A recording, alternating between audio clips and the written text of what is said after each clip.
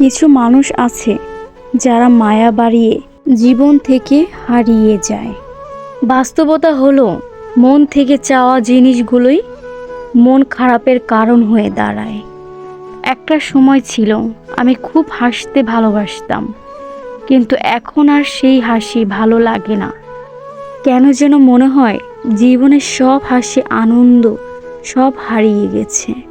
রাত মানে কেউ প্রিয়জনদের ফোনের অপেক্ষায়, আবার কেউ প্রিয়জনকে ভোলার চেষ্টায়। তাকে কখনো খুঁজো না যে পৃথিবীতে বেশি সুন্দর, বরং শুধু তাকেই খোঁজো যার কারণে তোমার পৃথিবী সুন্দর। জানি না ঠিক কতটা দূরত্ব বাড়ালে সে বলবে অনেক হয়েছে, এবার ফিরে এসো। আমি সত্যিই বোকা, তাই আজও তোমার ফিরে আসার অপেক্ষা করি। বলবো না ভালোবাসি, করবো না জোর, চাইলেই ফিরে আসিস, জায়গাটা শুধু তোর। একটা কথা মনে রেখো, সমস্যা তোমাকে থামিয়ে দেওয়ার জন্য আসে না, সমস্যা তোমাকে পথ দেখানোর জন্য আসে। কাউকে ভালোবাসলে তাকে হয়তো না দেখে থাকা যায়, কিন্তু ঝগড়া করে থাকা যায় না।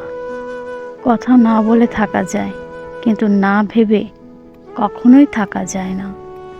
চোখ দুটো দেখতে হয়তো ছোট, কিন্তু চোখ দিয়ে দেখানো স্বপ্নগুলো অনেক বড়। সহ্য করতে করতে ধৈর্য হারিয়ে ফেলেছি, তবুও মনকে বুঝিয়েছি আজ না হয় কাল সব ঠিক হয়ে যাবে।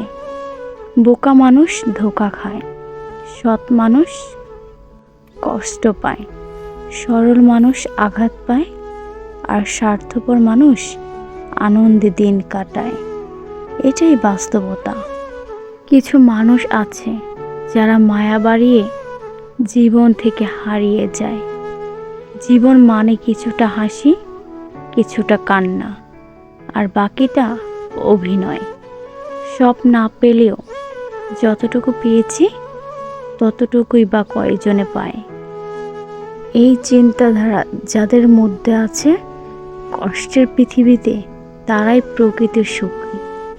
বিশ্বাসটা রক্ষা করতে শিখুন, কারণ একবার কারোর ওপর বিশ্বাস ভেঙে গেলে সত্যি কথাগুলো মিথ্যে বলে মনে হয়।